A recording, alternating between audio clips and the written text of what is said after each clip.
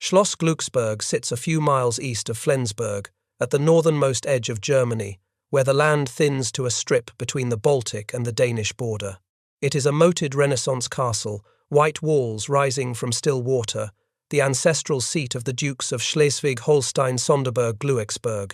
In the third week of May, 1945, the war in Europe 10 days finished, and the rump government of Grand Admiral Karl Dönitz still performing the daily rituals of a state that no longer existed. A small team of American civilians arrived at the castle in a borrowed army sedan. They carried briefcases, not sidearms.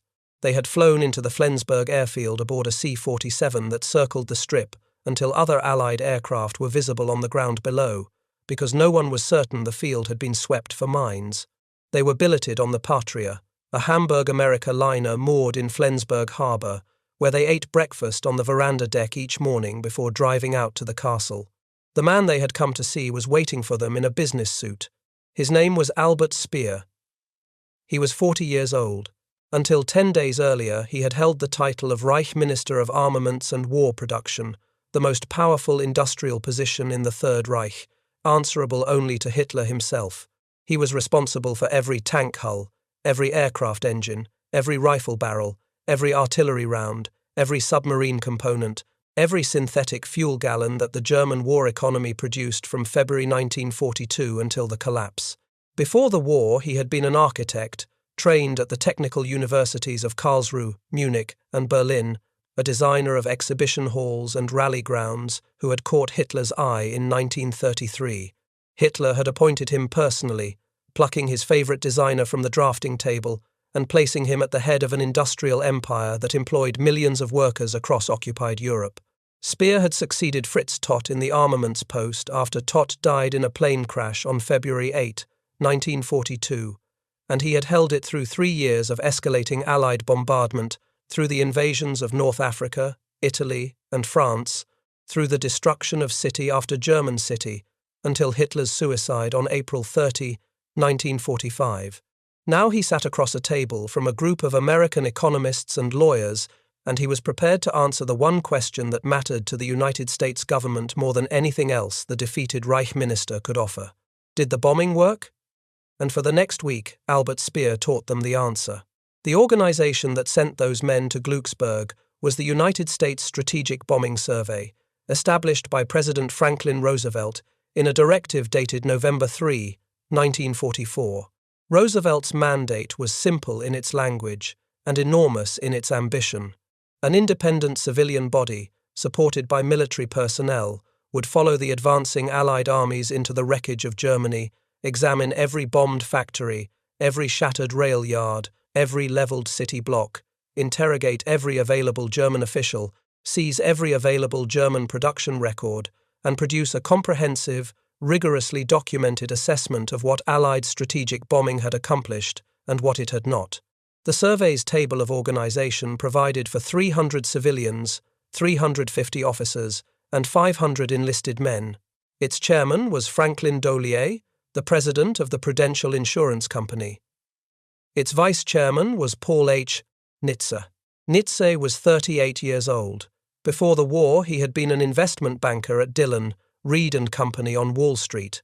After it, he would become director of the State Department Policy Planning Staff, Secretary of the Navy, Deputy Secretary of Defense, the principal author of National Security Council Report 68, the foundational document of American Cold War containment strategy, and one of the most consequential national security figures of the 20th century. But in May 1945, Nitze had one urgent concern, and it was not Europe. It was Japan. The Pacific War was still on.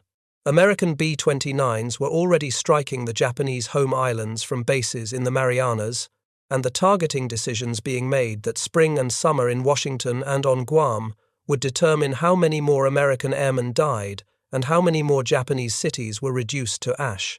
Nitze understood that the fastest way to improve those decisions was to learn, with operational precision, what had worked against Germany and what had failed.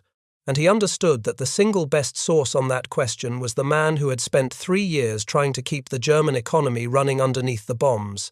If this kind of record matters to you, The like button is what keeps it surfacing to people who care about the actual archive, not the legend. The team Nitze assembled for the Speer interrogations included two men whose later careers would place them at the center of American foreign policy for the next 30 years. John Kenneth Galbraith, a 36-year-old Harvard economist, headed the survey's overall economic effects division. Galbraith had spent the war years as deputy administrator of the Office of Price Administration in Washington, managing wartime price controls across the American domestic economy. He was tall, acerbic, supremely confident in his own judgment, and relentless with data. George W. Ball, a 35-year-old lawyer from Iowa, served as a director of the survey. Ball had worked in the Lend-Lease administration and would later become Under-Secretary of State under Presidents Kennedy and Johnson, where he earned a lasting reputation as the most prescient internal dissenter against the escalation of the Vietnam War. In May of 1945, he had never sat across the table from a senior figure of a defeated enemy government. Supporting Galbraith and Ball was a remarkable roster of economists, several of whom had fled the very regime they were now dissecting. Burton Klein, who would later write the influential study Germany's Economic Preparations for War, Nicholas Kaldor, the Hungarian-born Cambridge economist, E. F. Schumacher, who would go on to write Small is Beautiful, Tibor Sitovsky, Paul Baran. They brought language skills, economic training, and a personal investment in the accuracy of the findings that no native-born American economist could replicate. Lieutenant Colonel D.E. Smith served as military escort. Interpreters rotated through the sessions. British and Soviet teams conducted parallel interviews with other Flensburg officials, but the Speer debriefing was an American operation from start to finish. The sessions began around May 19, 1945, when Galbraith's C-47 touched down at Flensburg. They ran approximately 5 hours per day. Speer appeared each morning accompanied by his secretary, Anna-Marie Kempf, composed and precise, dressed in civilian clothes, and displaying none of the self-pity, bluster, or collapse the Americans had encountered in other captured Nazi officials. Joachim von Ribbentrop, the former foreign minister, was confused and weeping. Walter Funk, the former economics minister, was drinking heavily. Robert Ley, the Labour Front leader, was drunk and babbling and would hang himself in his cell before the Nuremberg trial began. Hermann Göring, the Reichsmarschall, was at Camp Ashcan in Luxembourg, sweating through a severe codeine withdrawal that left him alternately grandiose and incoherent. Speer was none of these things. He was organized. He answered questions with a fluency that unsettled the Americans more than hostility would have. He volunteered information they had not known to ask for. During one session early in the week, an Office of Strategic Services team that had not been informed of the survey's arrangement with Speer arrived at Glücksburg and arrested him. Galbraith found Speer's secretary in tears and an adjutant wringing his hands. The confusion was resolved within hours when the OSS released Speer after confirming the names of his American interrogators. Speer returned to the next session, apparently unbothered. George Ball, in his 1982 memoir The Past Has Another Pattern, described 6 days of sessions, roughly 5 hours each. Galbraith, in his 1981 memoir A Life in Our Times, remembered 3 days of sustained formal questioning embedded in a longer period of access. The discrepancy matters less than the substance.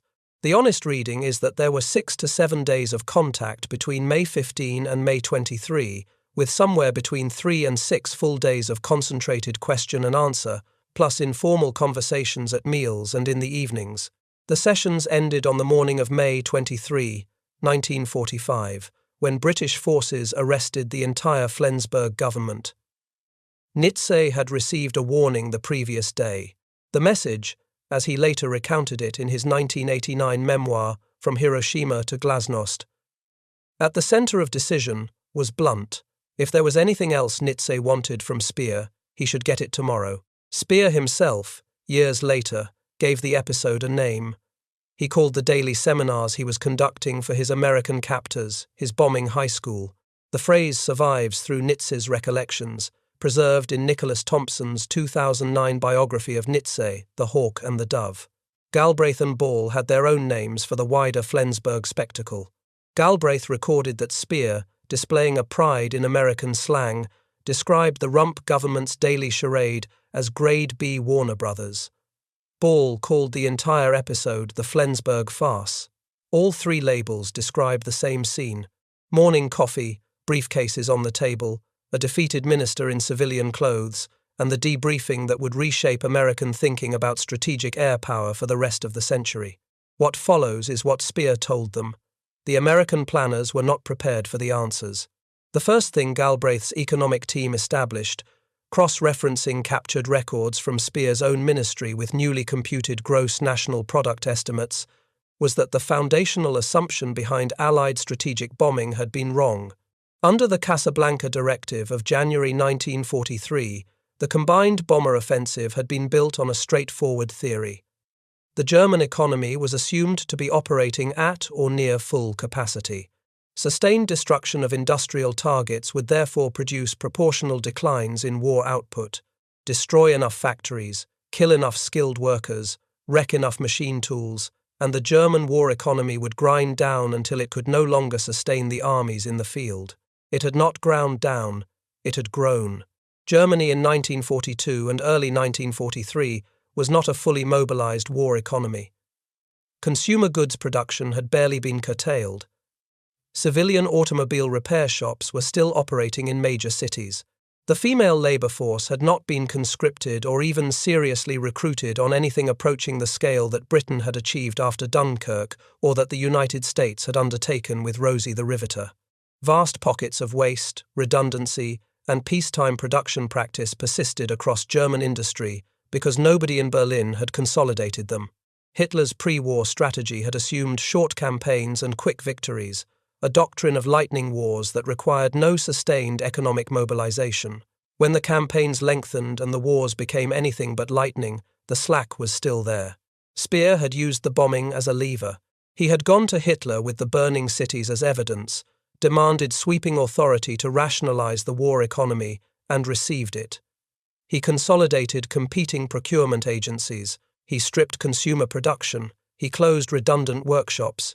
He imposed standardized designs on factories that had been producing custom variations. He used the threat of the bombers as a bureaucratic weapon against the Gauleiters, the SS economic empire under Oswald Pohl, and the military service branches that had been duplicating one another's production orders for years. The results, documented in his own ministry's production statistics, were extraordinary in scale. German armaments output roughly tripled between February 1942 and the summer of 1944. Fighter aircraft production peaked in September 1944. Tank production peaked in December of that year. These peaks occurred under some of the heaviest bombing of the entire war. This was the finding Galbraith fought to preserve in the survey's final reports. It was the finding that earned him lasting enemies among air power advocates, who saw their strategic doctrine under assault. Area bombing, by itself, had not broken German war production. The cushion of unused capacity had been too large, the inefficiency had been too deep, and Speer, whatever else he was, had been too competent at exploiting the crisis. Here is where the record changes register. Because Speer did not stop at the defense of his own competence.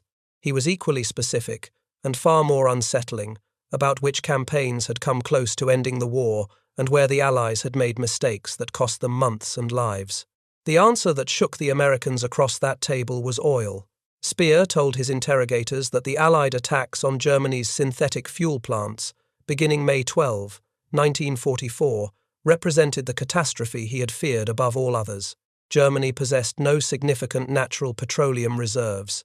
The Wehrmacht, the Luftwaffe, and the Kriegsmarine ran on synthetic fuel manufactured from coal at a small number of hydrogenation plants, the most important being the massive Lohner complex in Saxony, the Politz plant near Stettin, the Brucks facility in the Sudetenland, and the cluster of plants in the Ruhr industrial region.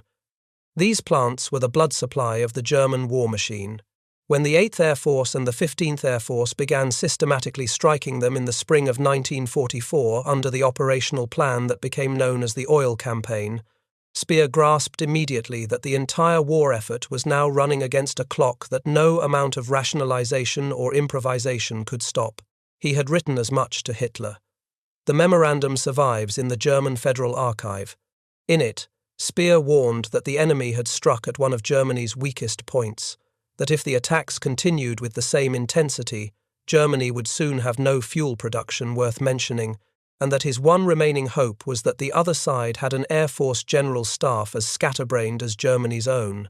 He repeated this verdict in Inside the Third Reich, the post-war memoir published in West Germany in 1969 and in English translation by Richard and Clara Winston in 1970.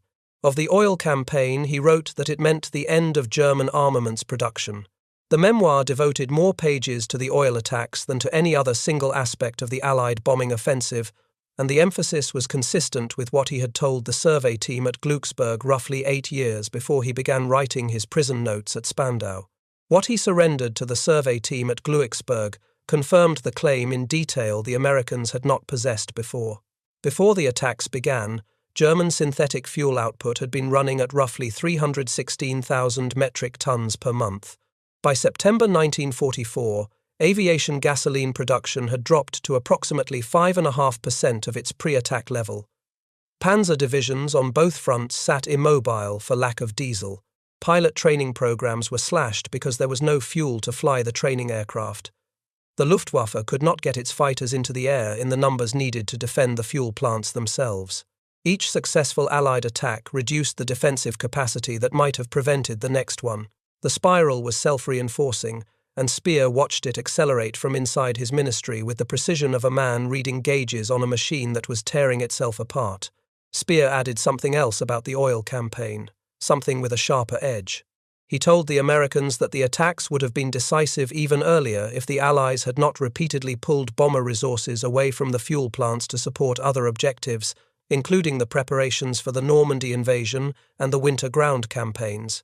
Every time the pressure on the oil targets slackened, Speer's repair crews went to work. They were fast. A bombed hydrogenation plant could be partially restored in 6 to 8 weeks. But if the bombers came back before the repairs were finished, the cumulative damage became irreversible.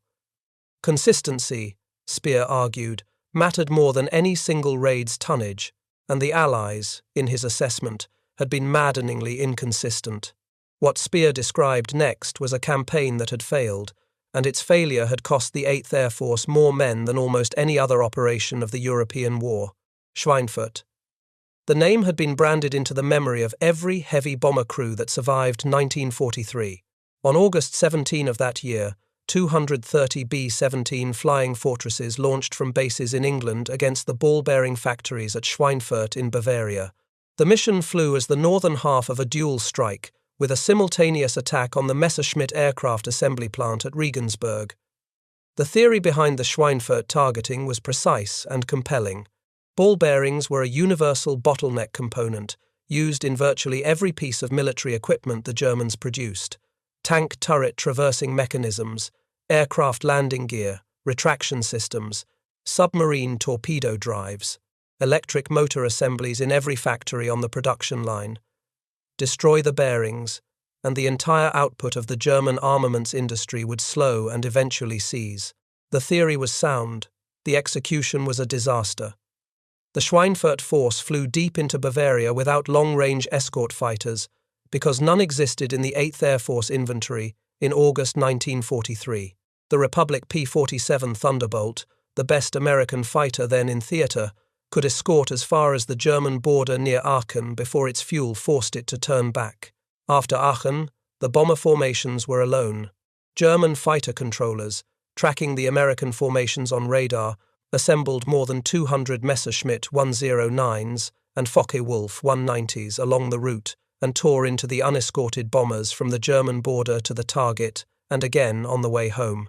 36 B-17s were shot down on the August 17th mission. The 8th Air Force went back to Schweinfurt on October 14 with 291 bombers and no escort beyond the range of the P-47s. This time the losses were worse. 60 B-17s were destroyed outright. Dozens more came home so badly damaged they never flew again or required weeks of repair. Fewer than a third of the attacking force returned undamaged. The combined losses from the two Schweinfurt raids and the simultaneous Regensburg shuttle mission represented the worst sustained attrition the 8th Air Force suffered in the entire European war. The question that had followed every surviving crew member home was whether any of it had mattered. Speer told the Americans at Glucksburg that it had. He gave them numbers drawn from his own ministry records. After the August raid, ball-bearing output dropped by 38%. After October, it fell by 67%. Existing stockpiles could sustain production for only 6 to 8 weeks. Speer had personally warned Hitler as early as September 20, 1942, a full year before the first Schweinfurt mission, that the ball-bearing factories were a strategic vulnerability the Allies would eventually discover and exploit. And after October 1943, when the second raid had brought the industry close to collapse, the Allied bombers did not come back. The passage in Inside the Third Reich records Speer's disbelief at the reprieve. The enemy, to the astonishment of the German leadership, once again ceased the attacks on the ball-bearing industry. The Allies, in Speer's post-war assessment, had thrown away success when it was already in their hands. Had they returned with the same force and the same persistence, he told the survey team, Germany would quickly have been at its last gasp. The reason the 8th Air Force stopped was not a failure of strategic thinking, it was unsustainable losses. A 10% attrition rate on unescorted deep penetration missions meant that a bomber crew's statistical life expectancy fell below the 25 missions required to complete a combat tour. The North American P-51 Mustang, the long-range escort fighter that would have made a sustained Schweinfurt campaign survivable, did not arrive in the European theatre in significant numbers until February 1944.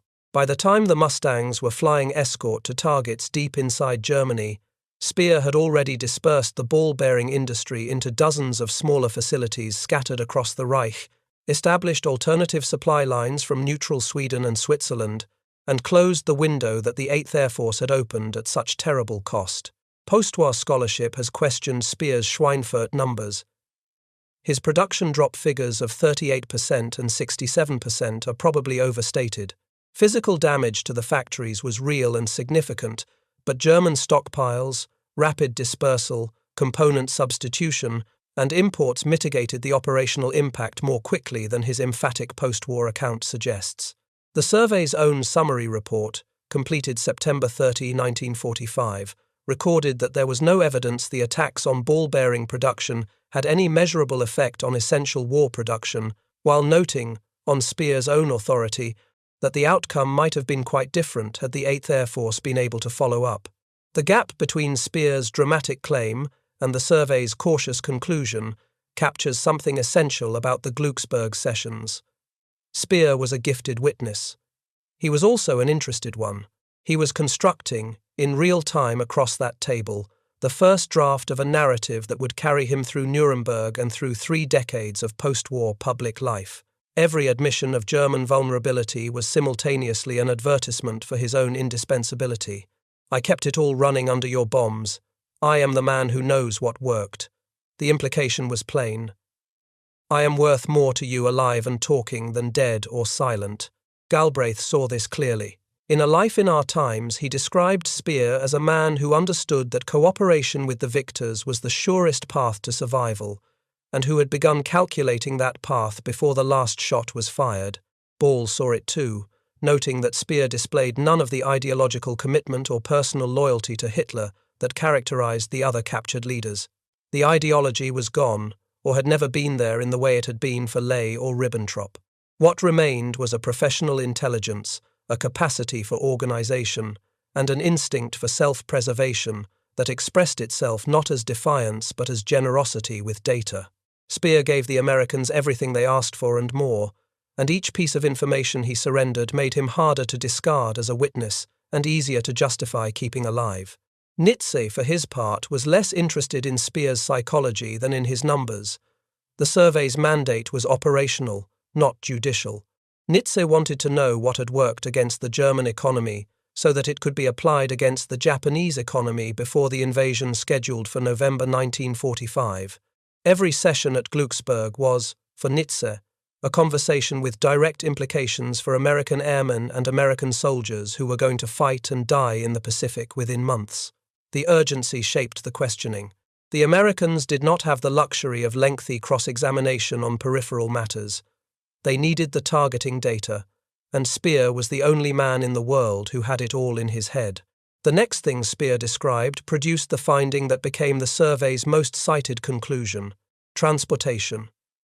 Beginning in late 1944, Allied air forces shifted heavy bomber and tactical air resources to the systematic destruction of the German railway network and inland waterway system. The Reichsbahn, the German state railway, had been the circulatory system of the war economy.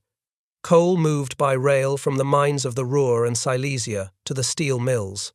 Steel moved from the mills to the tank and aircraft factories. Finished armaments moved from the factories to the railheads serving the front.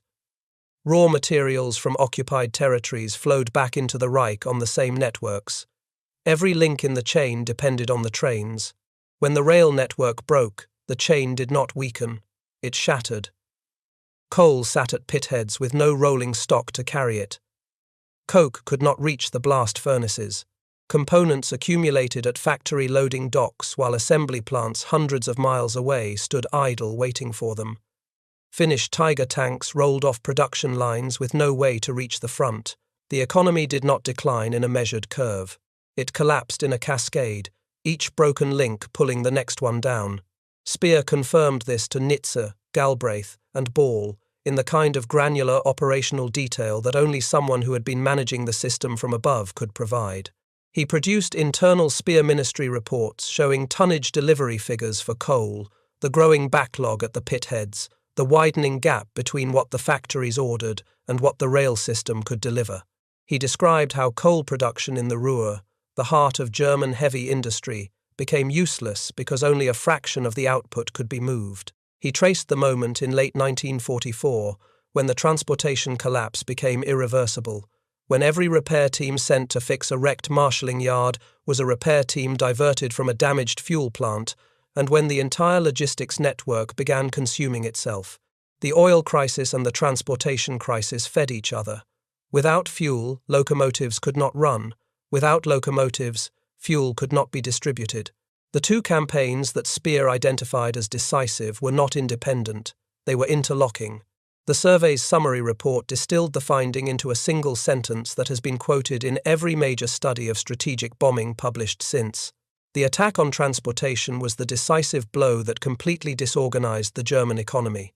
Oil had been the wound. Transportation had been the killing stroke. Together, beginning in the spring and summer of 1944 and accelerating through the winter, they accomplished in roughly 10 months what 3 years of area bombing had not achieved. Speer had one more admission for his captors, and it would be cited by advocates of area bombing for the next 80 years. Hamburg. In late July 1943, the Royal Air Force and the 8th Air Force struck the city of Hamburg in a series of raids codenamed Operation Gomorrah. The RAF night attack of July 27 produced a firestorm that reached temperatures estimated at 800 degrees Celsius at its center, generated ground-level winds strong enough to uproot trees at the periphery, and killed an estimated 37,000 people in a single night. Roughly half the city's housing was destroyed. Speer told the survey team that the Hamburg raids had so devastated the city's industrial capacity that if 6 more German cities had suffered the same fate in the same compressed period, German war production would have collapsed entirely. The claim landed hard. It has been widely quoted in postwar studies and remains one of the most frequently cited assessments in the literature on strategic bombing. It also carried a caveat, Speer himself acknowledged. The conditions that created the Hamburg firestorm, a specific combination of dry weather, dense target geometry, an effective incendiary mix, and the near-total absence of firefighting capacity, proved difficult to replicate deliberately. The RAF and the 8th lacked the combined bomber strength in the summer of 1943 to hit 6 more industrial centers with Hamburg-level concentration in rapid succession. German civil defense adapted after the catastrophe. Speer himself dispersed critical production away from the largest cities. The hypothetical remained a hypothetical, but Speer was not delivering it as an academic exercise. He was delivering it to 3 American officials who were about to fly to the Pacific and apply the same analytical framework to Japan. Nitze heard the Hamburg admission and filed it beside the oil and transportation findings. Within weeks, the survey team was en route to the Pacific Theatre. Speer offered one additional piece of testimony at Flensburg that did not directly concern bombing but that revealed the state of the regime in its final months. He described Hitler's order of March 19, 1945, the so-called Nero Decree, which directed the destruction of all German industrial infrastructure, bridges, rail facilities, and utilities to prevent them from falling into Allied hands. Speer told his interrogators that he had personally countermanded the order, travelling across Germany in the last weeks of the war, to persuade local military commanders and Gauleiters to preserve the infrastructure rather than destroy it. He presented this as an act of moral courage, the moment when he broke with Hitler to save the German people from their own leader's nihilism. He went further. He told the Americans that in February 1945 he had contemplated assassinating Hitler by introducing poison gas into the ventilation system of the Führer bunker in Berlin. Galbraith and Ball were skeptical of this claim, which did not appear in the contemporary Flensburg transcripts but surfaced more prominently in subsequent interrogations and in the Nuremberg testimony. Whether Speer actually planned such an attempt remains disputed. What is not disputed is that the story served the same purpose as everything else, Speer told his captors. It positioned him as the insider who had tried to do the right thing, the official who had recognized the madness and moved against it, the technocrat who deserved to be treated differently from the true believers. The Flensburg sessions also planted the seeds of a disagreement that would persist between two of the American interrogators for years. Galbraith, who had assembled the production data showing that German output rose under bombing, became convinced that the survey's final report must acknowledge that area bombing had failed as an independent strategy. Nitze, whose concerns were operational and forward-looking, was less interested in assigning blame to past campaigns than in extracting usable lessons for the Pacific.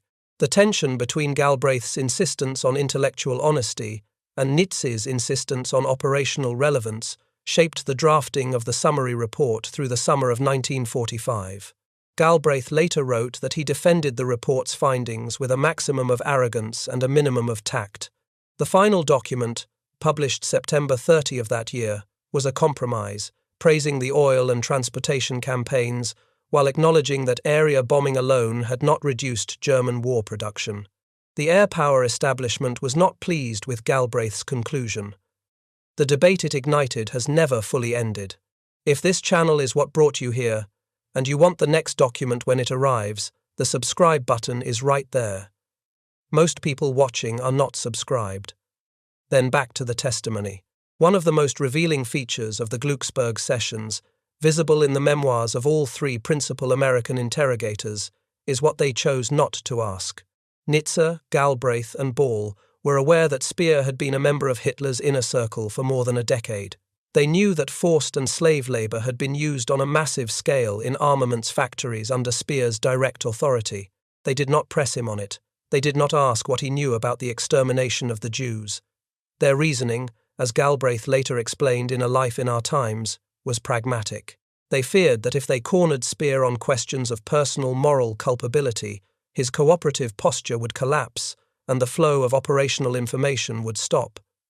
They needed the oil production numbers. They needed the transportation data.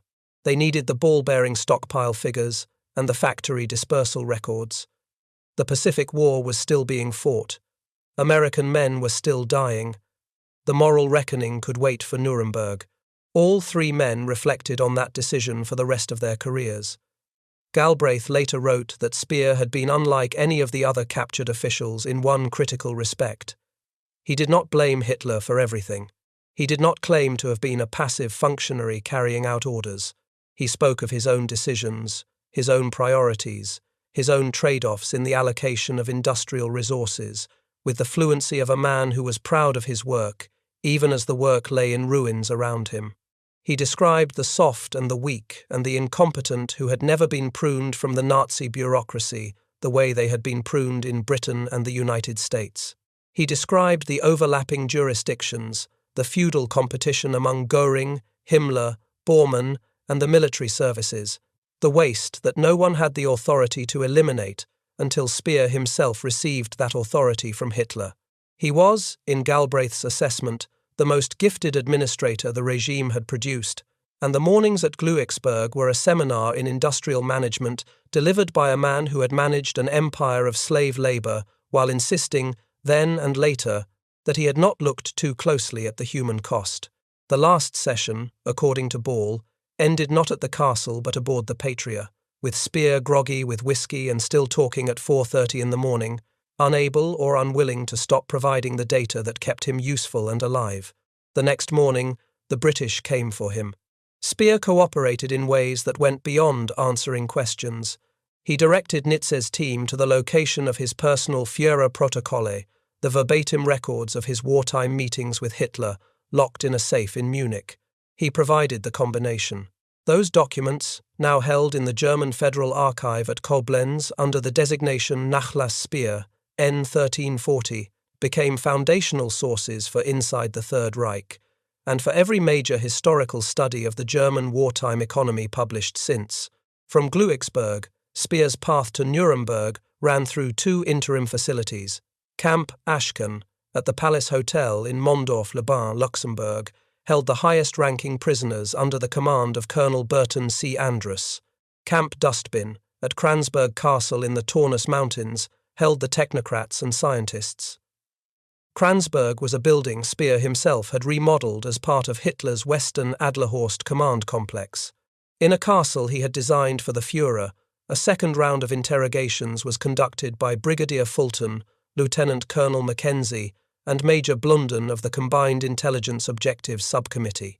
Those transcripts, published by the United States Department of Commerce and digitized at the University of Nebraska-Lincoln, constitute a separate evidentiary layer that predates the polished version Speer later offered at Nuremberg and in his memoirs. The historian Ulrich Schlee edited a selection of the Kransberg transcripts in a 2003 volume. Schlee's edition preserves the August 1945 interrogations before Speer had begun rehearsing his courtroom defense, and they remain the closest surviving record of Speer speaking without a prepared narrative. At Nuremberg, tried before the International Military Tribunal between November 1945 and October 1946, Speer became the sole senior defendant to accept what he described as moral responsibility for the crimes of the regime, while insisting he had not personally known about the systematic extermination of the Jews. His defense strategy, refined across the months of interrogation that separated Glücksburg from the courtroom, was built on the foundation he had laid at that castle table. He was the technocrat, not the ideologue. He was the manager, not the murderer. He had kept the economy running, not the death camps. The distinction was false, as decades of subsequent scholarship would demonstrate, but it was persuasive enough to save his life. He was indicted on all 4 counts. He was convicted on counts 3 and 4, war crimes and crimes against humanity, principally for the use of forced and slave labor in his armaments factories. The evidence on slave labor was overwhelming. Hundreds of thousands of concentration camp inmates, prisoners of war, and conscripted foreign civilians had worked in conditions of extreme brutality in factories and construction projects under Speer's direct authority. 3 of the 8 judges, including the 2 Soviet judges and American judge Francis Biddle, advocated the death penalty. The remaining judges did not.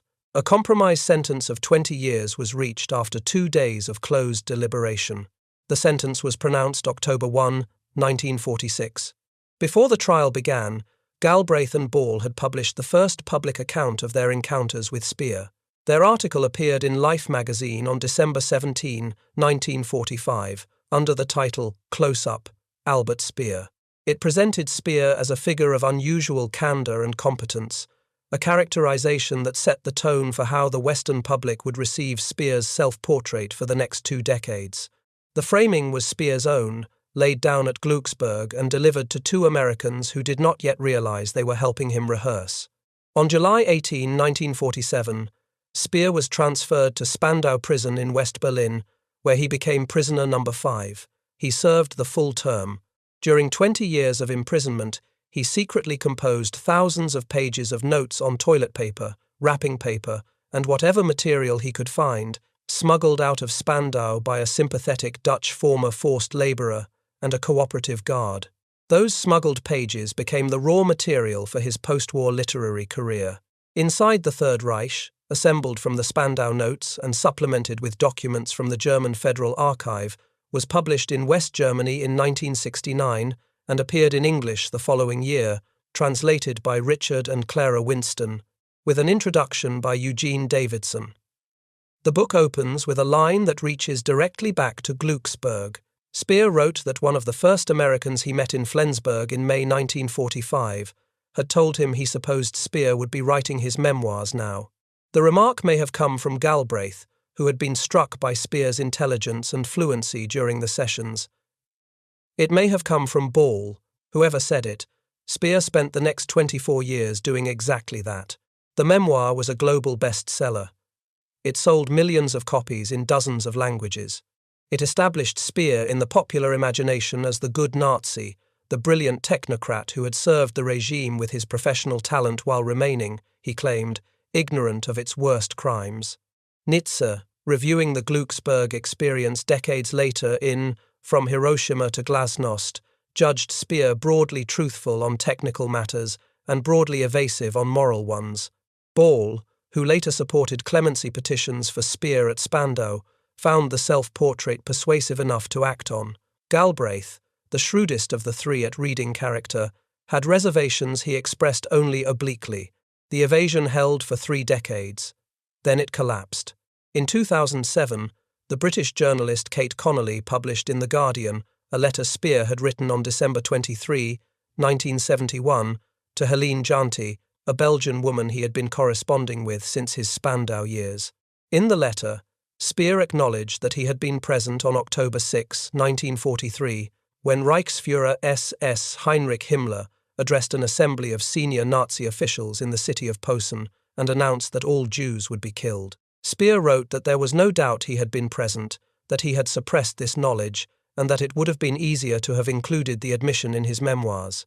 The letter, composed 2 years after Inside the Third Reich was published, demolished the central claim on which his post-war reputation had been built. Modern historians have traced the construction of Speer's persona back to its origin in that moated castle near Flensburg.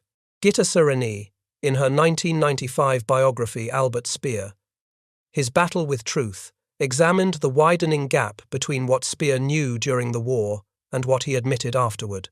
Magnus Brechtken, in his 2017 study Albert Speer, A German Career, placed the Glücksburg sessions at the foundation of a deliberate strategy of self-presentation that Speer maintained for the rest of his life. Adam Tooze, in his 2006 economic history The Wages of Destruction, challenged the production miracle narrative that Speer had sold to Galbraith and that Galbraith had accepted for the survey, demonstrating that the so-called Armaments miracle owed more to pre-existing trends and the ruthless exploitation of forced labor than to Speer's managerial brilliance. The bombing high school was not only a debriefing, it was a rehearsal room, and the performance that began there lasted 36 years. Speer was released from Spandau at midnight on October 1, 1966, having served the full 20 years. His sole remaining fellow prisoner at the end was Baldur von Schirach, the former Hitler youth leader, released at the same hour. Speer published Spandau, The Secret Diaries in 1976, and a final book, Infiltration, on the SS economic empire in 1981. He died of a cerebral hemorrhage on September 1, 1981, in a London hospital. He was 76 years old. He had travelled to London for a BBC Newsnight interview, one of dozens of television appearances he made in the final decade of his life as the last accessible member of Hitler's inner circle. The memoir he began sketching in a castle overlooking still water in May 1945 had carried him through prison, through bestseller lists, through international lecture invitations and documentary film appearances, and through a public image that survived intact until the Janty letter appeared 26 years after his death. The 3 Americans who sat across from him at Glücksburg went on to shape a half-century of American policy.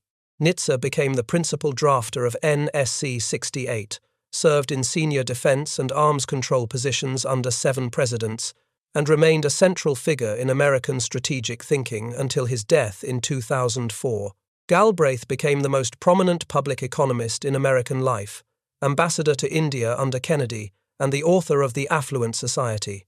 Ball became Under-Secretary of State and the most consequential internal critic of the Vietnam escalation, drawing in part on his wartime experience with the distance between strategic claims and operational reality. All three returned to the Speer interrogations in their published memoirs. All three found in those Glucksberg mornings a recognition that followed them, that the man across the table could be simultaneously indispensable and evasive, that his production data could be accurate, and his moral self-portrait, a carefully maintained fiction, and that the line between intelligence debriefing and defendant's rehearsal is sometimes impossible to see from the interrogator's side. The survey itself published 208 volumes on the European theatre and 108 on the Pacific between 1945 and 1947. 4 members of the survey staff were killed in the field during the European assessment. The summary report on the European War, completed September 30, 1945, and publicly released October 30 of that year, carried the signatures of Dollier, Nitze, Ball, Galbraith, and the other directors. Its headline finding was measured but consequential. Allied air power was decisive in the war in Western Europe. Its operational verdicts on oil and transportation, built directly on what Speer told them at Glucksberg, have shaped air power doctrine and targeting theory from that day to this. The Speer interrogation transcripts are held in Record Group 243 at the United States National Archives and in digitized form in the Cornell University Law Library's Donovan Nuremberg Trials collection. The documents remain in the archive. Albert Speer held the post of Reich Minister of Armaments and War Production from February 8, 1942, until the end of the war. He was sentenced to 20 years at the Nuremberg International Military Tribunal on October 1, 1946. He was released from Spandau prison at midnight on October 1, 1966. Inside the Third Reich was published in 1969 in West Germany and in English translation in 1970. He died in London on September 1, 1981.